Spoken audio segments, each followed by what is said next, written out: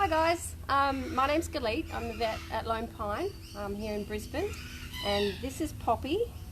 You may have already seen Poppy. She's quite popular on our website. She's a 9-month-old female koala joey. Her mum's name is Rusa. She really likes her milk, you might. She's very keen. We're giving her a little bit of extra milk because her mum is quite old and her lactation isn't quite as good as it should be, and we noticed that Poppy probably wasn't growing as well as she should have been. So from about 300 grams she's been fed twice or 3 times a day on a milk formula, but she still lives with her mum and her mum's raising her. We're just kind of giving her a bit of an extra helping hand, and she's now about 1200 grams, so at 9 months, and we probably started doing it when she was about 6 months. So you can see their growth rate is quite fast, and we'll keep doing that for her until she's at weaning age and weight, which for us has to they have to reach both milestones. So she has to reach 12 months of age, but she also needs to be at least 2.2 kilos. So she's still got a little way to go, another kilo to grow. Loves her milk and has a very bad habit of chewing on the end of the syringe, so you can see it takes a bit of effort to get the syringe back from her if I'm not quick enough. Hey, Miss Poppy. Hey? So her mum's name is Rusa, as I said, and all of Rusa's kids are named after pretty plants. That's why she's called Poppy. One of Rusa's other kids was called Lily, and she had another one called Asta. And that helps us to, when we're looking at, when we're spending time with them, we actually can remember who their parents are based on their names, which is kind of cool. Isn't she beautiful? She's so fluffy. And it's been interesting, when we started this, she had a really smooth, silky coat, and then as we've spent time with her and as she's grown, she looks more and more like an adult koala. She's fluffy and she's quite pale. We have quite a bit of variation in the colours of our koalas. They can be anywhere from really white to some of them being almost chocolate brown, usually to do with who their parents are. And Rusa's quite pale and white, so as you can see, Poppy's very beautiful and white. Hey, Miss Poppy.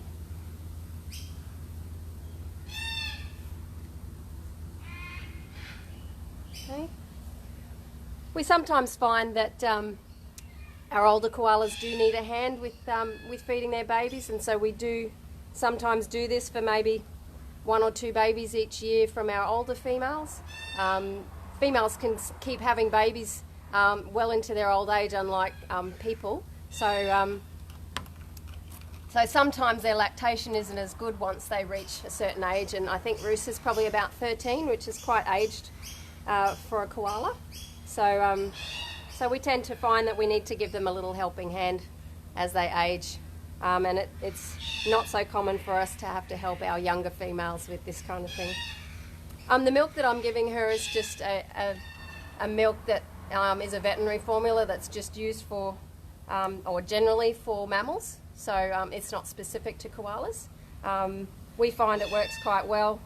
We're only supplementing them though, so obviously they're getting most of what they need from their mums, and they're still getting koala milk, so we're not entirely giving them milk ourselves. But as you can see from her size now, she's eating a reasonable amount of leaf as well by this age. She's got good teeth, which you can see. It's why she hangs so well off the end of the syringe. And so when they first come out of the pouch, they're mainly still feeding on milk from mum, which is what she was doing when we started feeding her. But as she's developed, her teeth have developed quite well too, and she now feeds on a fair bit of leaf, and that kind of starts to take over, so she'll feed less and less on milk from Rusa and feed more and more on leaf. So it just gradually changes over, so that once they reach that 12 months mark, they're pretty much rarely feeding from their mums, and they're quite independent. You see them sitting in the tree by themselves feeding on leaf, acting like a big kid, helping themselves, and then we know that they're ready for the weaning process. So she's feeding a lot on a lot of leaf now, and she'll continue to increase that till she gets to 2.2 kilos, as I said, and she's about 1.2 now.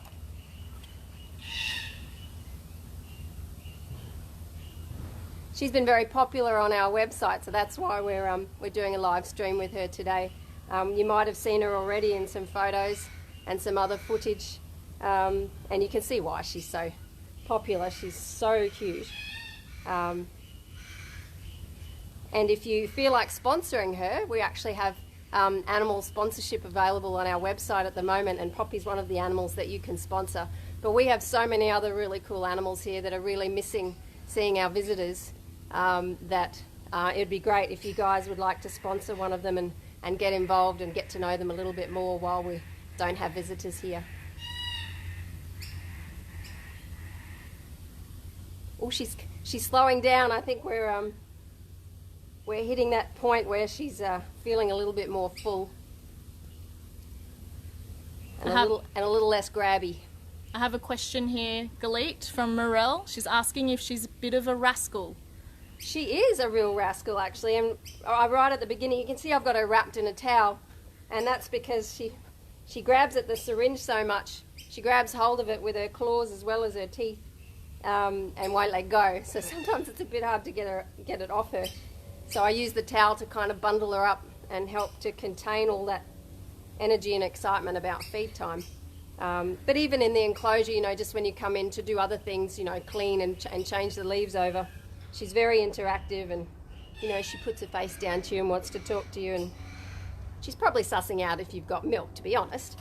But yes, no, she's a very interactive little person, and we do find that, you know, through this process, when we do have to milk feed them, they do become, you know, so much more interactive with us because they've had so much more to do with us at a young age. Because, you know, normally we really rarely touch them.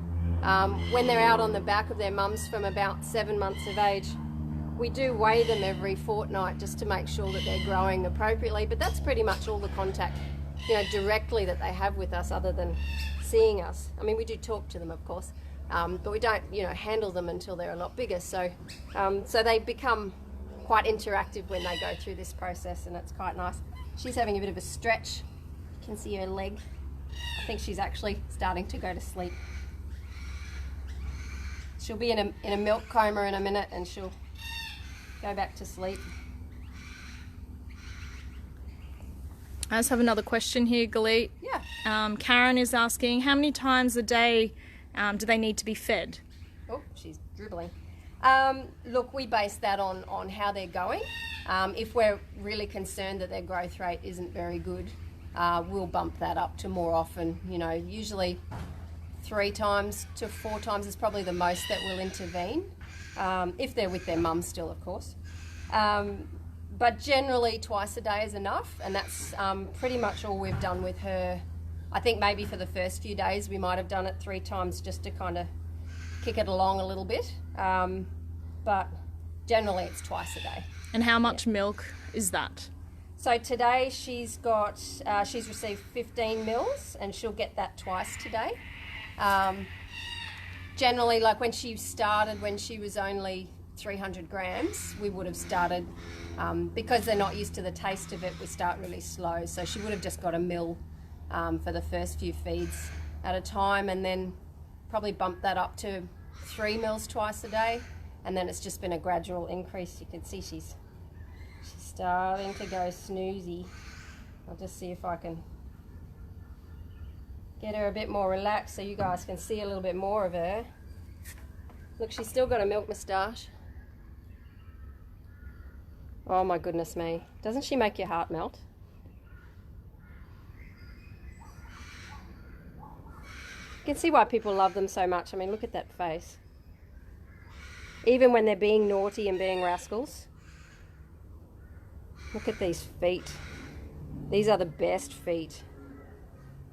Look at that little hand with its 2 thumbs. Oh, you don't want me to do that. You scratch her on the chest and she tends to relax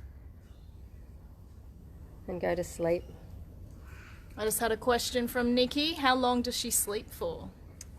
Oh, look, they say that koalas sleep or rest kind of 18 to 20 hours a day, but they don't do that in one long period. You know, they wake up for short periods and have an eat and go back to sleep. And to be honest, young koalas do like to play, just like any other animal, and you see them kind of being quite playful. So, but then, you know, they're young and they have to grow too. So I think they probably sleep about the same length of time as an adult, or maybe a little bit more.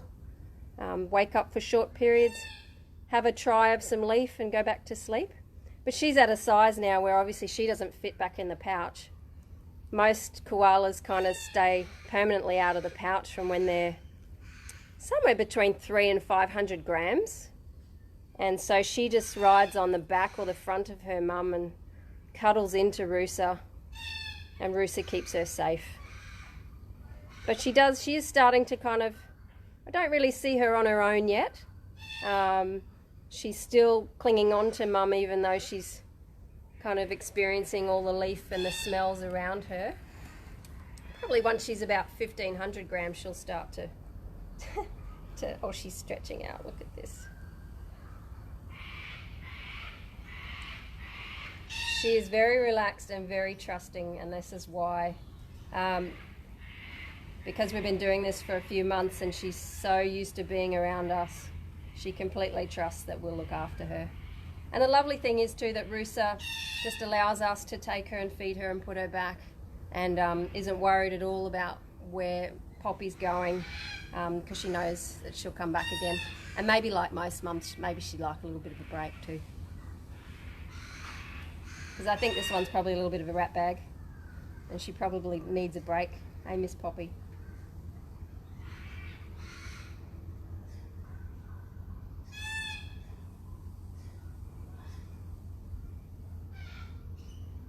So thanks for joining us today. I hope we'll do a few more of these, and I hope you join us, spend a bit more time with our animals. They're all really missing having the visitors here. It's quite interesting. They don't actually like it when it's quiet and nobody here. I think it's part of their normal routine to see everybody, so we hope that you'll come back and visit us soon, but we hope to bring you some more of these live streams so that you can still spend some time with us. Thanks, Galit. No worries.